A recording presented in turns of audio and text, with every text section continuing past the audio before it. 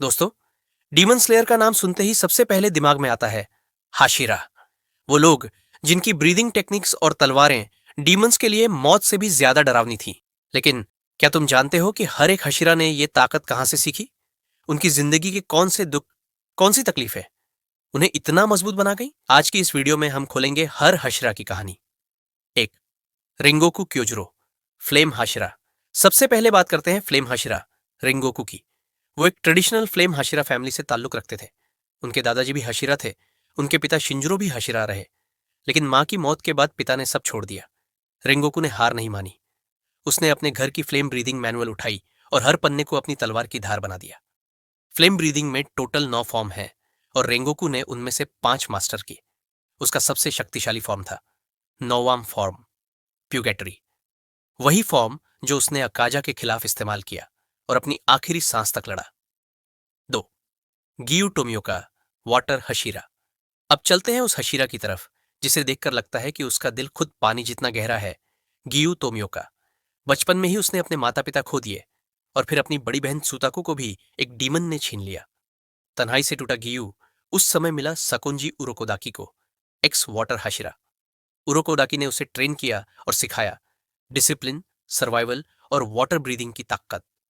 Water breathing में 11 form है, लेकिन ग्यू ने उसमें अपना खुद का फॉर्म जोड़ा। इस मूव में ग्यू पूरी तरह स्थिर हो जाता है और दुश्मनों के हमले खुद ब खुद बेअसर हो जाते हैं।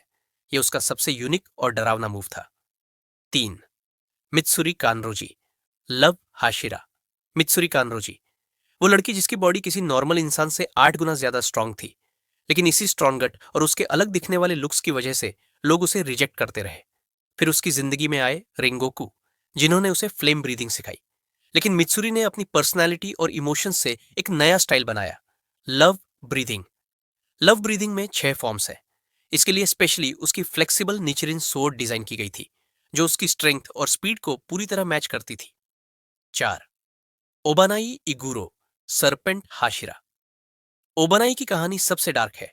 वो पैदा ही ऐसे फैमिली में हुआ जो एक सरपेंट लाइक डीमन को खुश करने के लिए इंसानों की बलि चढ़ाते थे। ओबानाई को भी उसी डीमन के लिए सैक्रिफाइस करने की कोशिश हुई, लेकिन वो बच निकला और डीमन स्लेयर कोर्प्स ज्वाइन कर लिया। कॉर्प्स लीडर उबुयाशिकी ने उसे गाइड किया। ओबानाई ने वाटर ब्रीदिंग से इंस्पायर होकर खुद अपना ब्रीदिंग स्टाइल बनाया, सरपेंट ब्रीदिंग, जिसके 5 फॉर्म्स है। उसकी तलवार और मूव्स किसी सांप की तरह लहराते और स्ट्राइक करते थे। 5, मुइचिरो तोकिटो, मिस्ट हशिरा। मुइचिरो वो बच्चा जिसने 10 साल की उम्र में ही अपने माता पिता खो दिए। लेकिन असली दर्द तब आया जब एक डीमन ने उसके जुड़वां भाई यूचिरो को मार दिया।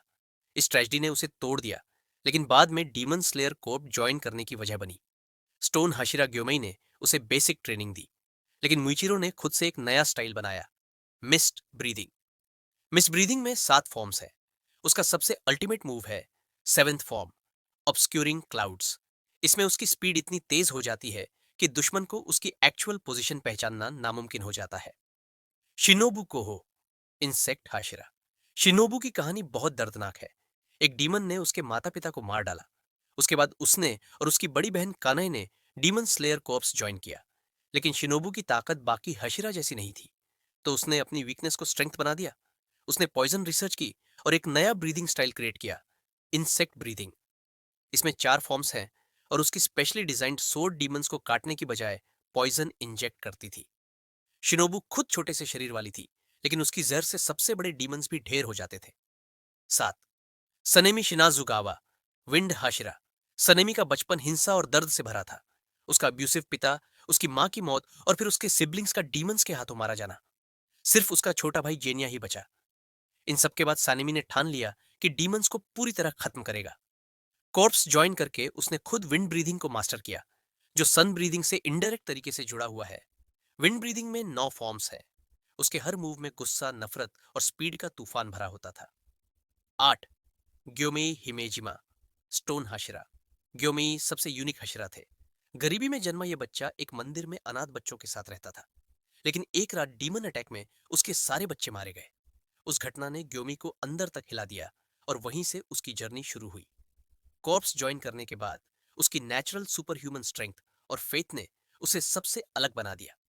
ग्योमेई ने सिर्फ 2 महीने की ट्रेनिंग में हशिरा रैंक हासिल कर ली थी, जो आज तक किसी और हशिरा ने नहीं किया। उसका ब्रीदिंग स्टाइल था स्टोन ब्रीदिंग, जिसमें 5 फॉर्म्स थे। उसके हर मूव में पहाड़ जैसी मजबूती और अडिग विश्वास झलकता था। तो बताओ, तुम्हारा फेवरेट हाशिरा कौन सा है और क्यों? अगर वीडियो पसंद आया तो इसे लाइक और शेयर करना मत भूलना।